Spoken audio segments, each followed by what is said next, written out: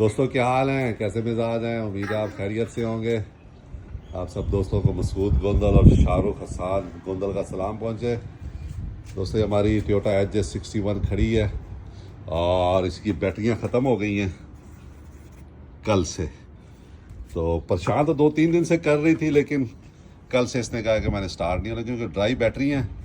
Dry battery जब ख़त्म होती हैं तो बिल्कुल ही यकदम ही फिर वो काम करना बंद कर देती हैं। अगर दूसरी ओर लिक्विड जो एस्टर वाली बैटरी हैं वो चलती रहती हैं। तो ये कल से अब ख़त्म हो गई हैं। तो अब आप मुझे मशवरा दें क्या करें इसका। आया इसमें ये पहले डेवो की डली हुई हैं 12-12 वोल्ट की 2 बैटरियाँ। 24 वोल्ट गाड़ी है ये। तो 2 साल निकाले हैं इन बैटरियों ने, तो सही निकाल गए। मेरा ख्याल है 1 साल वारंटी थी तो 2 साल निकाल गई है।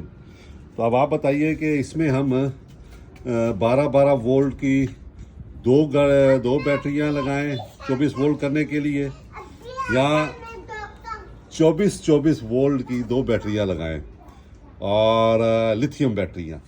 तो ताकि जो है वो अगर 24 वोल्ट की 2 बैटरियां हम लगाएंगे और उसको हम जो है वो पैरेलल में चलाएंगे तो ज़बरदस्त जो है ना वो चलेगी।